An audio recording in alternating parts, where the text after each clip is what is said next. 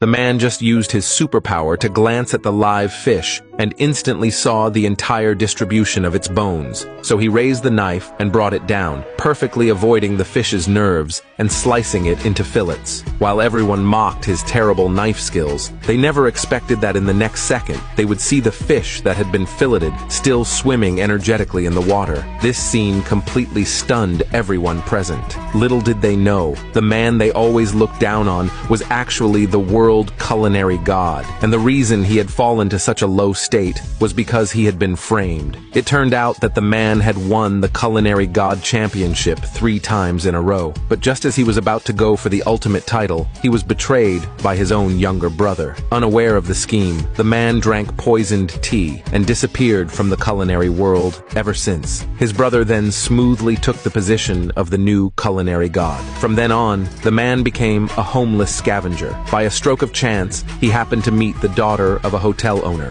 The woman, feeling sorry for him, took him in to help at her restaurant. Unexpectedly, their closeness sparked jealousy in the head chef, because he had secretly liked the woman for a long time. He never thought a beggar would get ahead of him, so during work, he led the staff to bully the man. He not only made him do everyone's job alone, but also threatened to kick him out if he didn't do it well. But the man didn't get discouraged. He used his professional skills to win over his colleagues. He even won the woman's affection, but the head chef still refused to accept it. So he secretly colluded with a competitor to try and destroy the restaurant, and forced the owner to marry his daughter to him. So that day, the owner of the rival restaurant showed up to cause trouble while the Culinary Association's president was dining there. At that moment, the president was about to leave because the food was bad. Thinking his departure would hurt the restaurant's reputation, the woman became anxious. The woman's father, seeing this, asked the rival why he had to go against them. With those words, the rival dropped the act and revealed his intention. He bluntly said he just couldn't stand their family and came that day to shut down their restaurant. Then the rival invited the president to be the judge and challenged the owner. Best of 3 rounds. The loser must shut down. Soon, under the president's supervision, the contest began. The first round tested the chef's knife skills. The rival brought in a chef who claimed to have the best knife skills in the world. Seeing this setup, the restaurant's chefs were all terrified. None of them dared to step forward. As the rival pushed harder, the woman stepped up to compete, but she was insulted by the rival, who said a woman had no right to compete. He even tried to touch her inappropriately. Thankfully, the man stepped in just in time to stop him and volunteered to compete in the first round. Unexpectedly, the head chef objected, saying the man was just a worthless beggar and would only lose terribly if he competed. When the rival chef learned the man was a beggar, he felt insulted. He swore to make the man lose miserably. The match quickly began. The rival's masterful knife skills immediately won everyone's praise. The man, on the other hand, proceeded at his own pace. Soon, both presented their dishes. After the president's evaluation, he felt the rival chef's knife work was better and was about to declare him the winner. But in the next second, he accidentally noticed the fish in the man's tank, with its flesh removed, was still alive. He was instantly impressed by the man's skill. He immediately announced the man as the winner of the first round. Only then did the woman realize that the man's identity was extraordinary. Soon, the second round of the contest began. This time, the competition was in dough making.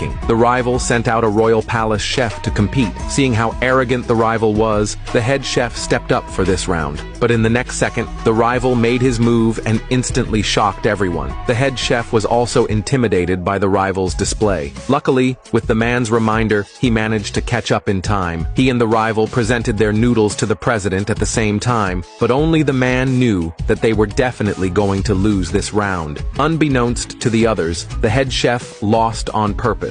And just like that, the rival won the second round. Now the match had reached the final deciding round. The score was tied at 1-1. In the next round, the dish could be anything. Each side would send one person to cook freely. The woman, knowing the man's true skills, planned to send him to compete. But this move was strongly opposed by everyone else. They believed he was just a beggar doing odd jobs and couldn't be trusted with the restaurant's future. But under the woman's firm insistence, the man confidently agreed to compete. Meanwhile, the rival sent out the disciple of the culinary god's younger brother. Everyone thought the man was bound to lose. The final round began quickly. Both started preparing sea cucumber and abalone soup. The younger brother's disciple saw the man copying his recipe and insulted him in front of everyone for having no shame. Little did he know, the man before him was the real culinary god. Soon, in the face of top-tier skill, the disciple began to panic. If he lost to someone who just did odd jobs, it would bring great shame to his master.